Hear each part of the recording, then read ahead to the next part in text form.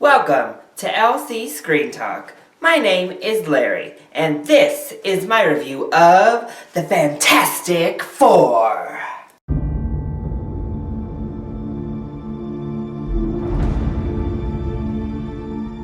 So, the more news we continue to receive about this movie, the more worried I got that we would have a disaster of a final product. And what we actually received, while not quite a disaster, was not a home run either. The final product is a mixed bag. So, what works with the Fantastic Four reboot? I think, although I still have a few problems with the casting, that the actors themselves really did a good job. Miles Teller as Dr. Reed Richards was really good. I didn't know what to think, especially because he has kind of shied away from wanting to do the Divergent series and big budget blockbusters. I didn't know what to think of him coming into a superhero franchise, or why he even chose to continue doing big budget action blockbusters. But he put his all into it, and it came out really well.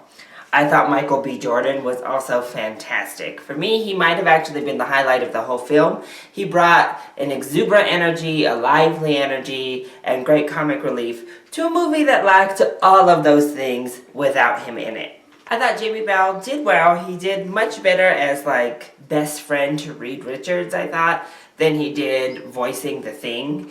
And Kate Mara, I thought she did really well as well. It still bothered me that they couldn't just find a black actress to play Sue Storm, since the rest of her family is black, and they did add in that little nonsense, obligatory adoption conversation in the middle of the movie to explain why she was white, but so many opportunities were missed. You could have had a wonderful young black actress given a chance to be in one of these big films. You could have had an interracial couple in the making, because we don't quite get that far in this one.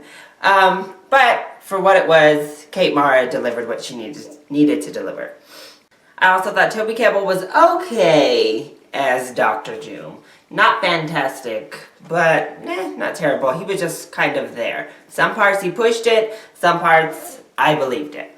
Also, I thought the visual styles of the film were really strong. I enjoyed the darker color palette. I enjoyed the slightly darker tone to the series. It did have a weird juxtaposition to the kind of quirky, weird superpowers that the Fantastic Four have, to put that into this dark, kind of grim setting, but it felt grounded, it felt real. Outside of that, I think the Fantastic Four did have a lot of problems. The first of which is that those quirky, weird, kind of odd superpowers are difficult to translate properly onto film, and this movie went back and forth between doing it well and not so well. So sometimes their visual effects were fantastic and they looked really good, and then we would get Sue Storm floating in a bubble and it just looked ridiculous. So the special effects department was definitely hit or miss, and a lot of the times the misses were a little bit laughable. Also, the pacing is not very good. This is an origin story, so prepare yourself for when you're entering the movie theater. And it feels like an origin story. It is very slow, and the entire first 2 acts of the film move very slow.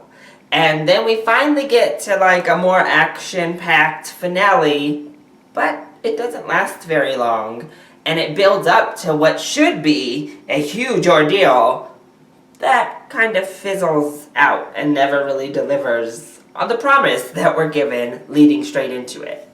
And I think even if you like origin stories, which I personally do, this one just trudges too much. It doesn't really give you any great details, the science is muddled. We do yearly skips in between things, and one of those skips was very odd. I didn't know why we even took a full year out of the story, other than we can't take any more of this slow-paced superhero film, but it was just odd. So the pacing seems just all over the place, from slow to, oh my gosh, we needed more detail here, and it just never felt like a good, cohesive film.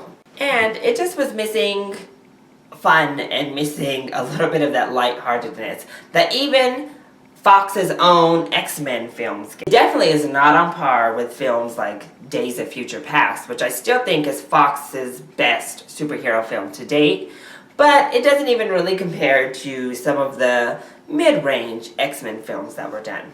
I will say it's definitely improvement on those first two attempts at a Fantastic Four film that Fox did back in the early 2000s.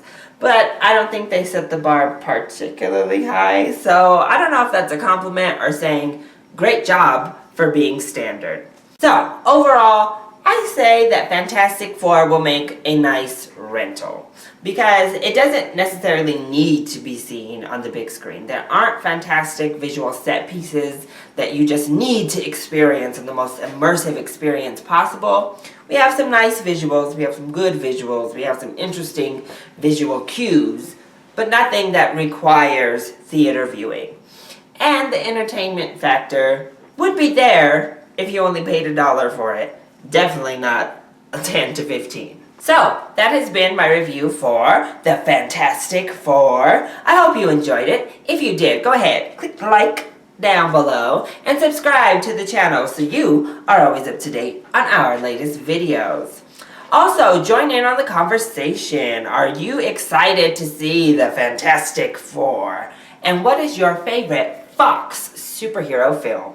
Let me know either in the comment section down below or hit me up on Twitter. I love you all so much for your support. Mwah! Thank you for watching, and I'll see you next time. Bye!